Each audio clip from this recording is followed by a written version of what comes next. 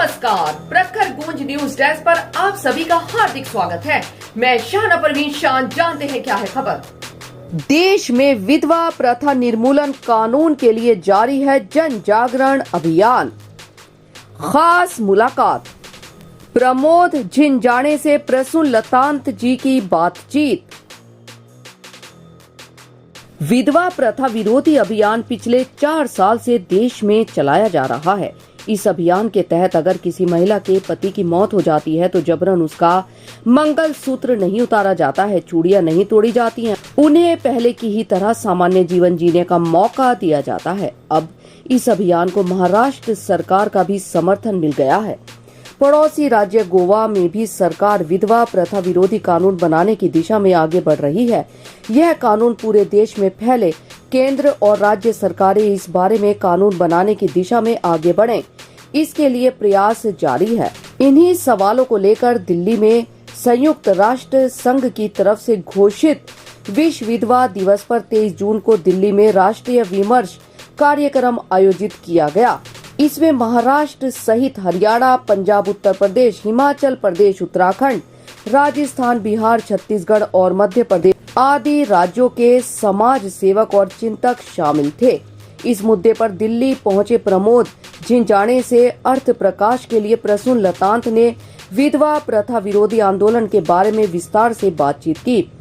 प्रमोद झिंझाणे जी विधवा प्रथा विरोधी अभियान के शीर्ष नायकों में से एक है। उन्होंने इस अभियान के लिए अपना सारा जीवन समर्पित कर दिया। यहाँ प्रस्तुत है इस बातचीत के मुख्य अंश। विधवा प्रथा के खिलाफ आंदोलन का विचार कैसे आया। हमारे एक कार्यकर्ता का 11 जून 2020 को निधन हो गया था। उस समय कोरोना की शुरुआत हुई थी, इसीलिए अंतिम संस्कार के समय 20-25 लोग ही उपस्थित हो सके थे। शव को अग्नि देने के कुछ देर बाद ही 2-3 विधवा महिलाएं वहां आई और उन्होंने मृत पति की पत्नी के कपाल का सिंदूर मिटा दिया, उसके हाथों की चूड़ियां तोड़ दी, फिर उसके गले में पड़े मंगलसूत्र को भी तोड़ दिया। यह सब करते समय मृतक की पत्नी डरी हुई थी और प्रार्थना कर रही थी कि उसके साथ ऐसा व्यवहार नहीं किया जाए। उसने कहा कि उसका मंगलसूत्र मत निकालो। जब मैंने यह देखा तो बहुत दुख हुआ और गुस्सा भी आया था।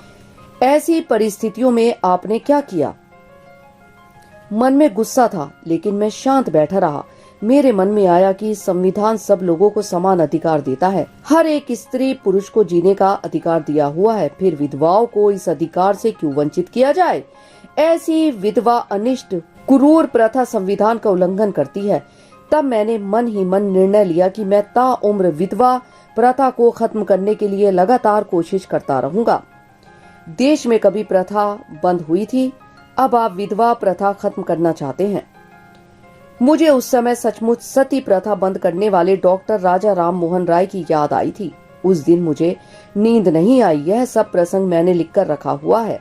यह सब मैं कोरोना काल के दौरान सोचता रहा। कोरोना के 2 साल गुजर गए। पिछले साल जनवरी में कोरोना खत्म हुआ तो मैंने बहुत से लोगों को पत्र लिखे।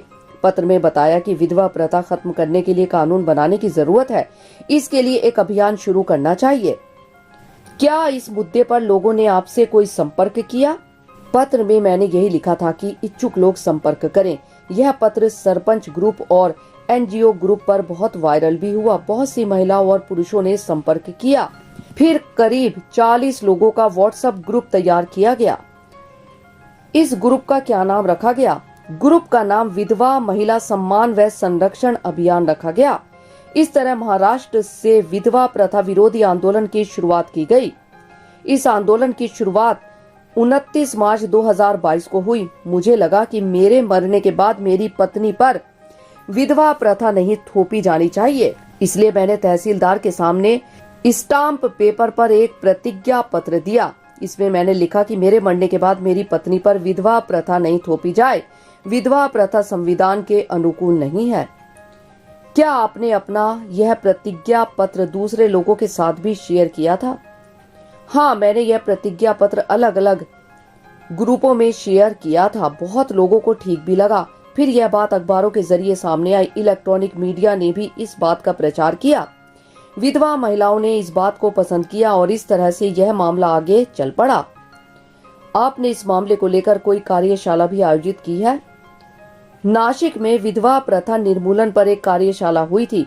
इस कार्यशाला में ही तय हुआ था कि विधवा प्रथा के खिलाफ महाराष्ट्र की पंचायतों में प्रस्ताव लाया जाए।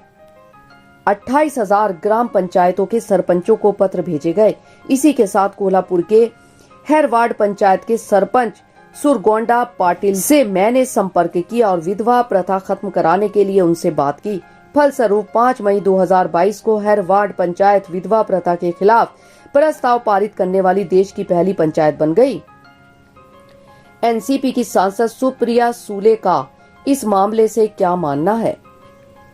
यह बात महाराष्ट्र की सांसद सुप्रिया सूले तक भी पहुंची थी। उन्होंने हैरवाड़ के सरपंच को सातारा बुलाया, उनका अभिनंदन किया गया। अब तक हैरवाड़ पैटर्न पर करीब 10,000 ग्राम पंचायतों के तहत आने वाले गांव विधवा मुक्त है। गोवा में भी विधवा प्रथा बंद करने के बारे में 8 ग्राम पंचायतों ने प्रस्ताव पास कर दिए हैं। जुलाई और अगस्त में गोवा सरकार विधवा प्रथा निर्मूलन कानून पास करने वाली है। भारत में यह कानून बनाने वाला गोवा देश का पहला राज्य बन जाएगा। क्या आपको यह अभियान शुरू करने पर कभी कहीं सम्मानित भी किया गया? विधवा प्रथा खत्म करने का काम करने के लिए मुझे 1 लाख रुपए पुरस्कार मिल चुके हैं। इस आंदोलन में महिलाओं की क्या भूमिका है? इस समय 20 लाख महिलाएं विधवा प्रथा खत्म करने के आंदोलन में शामिल है। बहुत से एनजीओ में काम करने वाली महिलाएं, ग्राम सभा की महिलाएं, महिला सरपंच व सदस्य के अलावा वकीलों, डॉक्टरों सहित विधान परिषद सदस्य, विधानसभा सदस्य भी आंदोलन में सक्रिय हैं। विधवा प्रथा निर्मूलन आंदोलन का भविष्य क्या रहेगा? इस आंदोलन को राष्ट्रीय स्तर पर लाना है। राष्ट्रीय स्तर पर विधवा प्रथा निर्मूलन कानून बनाने के लिए सांसदों और विधायकों से संपर्क करना है। इसके तहत राष्ट्रीय स्तर पर जन जागरण अभियान चलाया जाएगा और अंतर्राष्ट्रीय स्तर पर कार्यशाला भी आयोजित की जाएगी। अभी आपने श्री प्रसून लतांत जी और श्री प्रमोद झिंझाने के बीच खास बातचीत सुनी।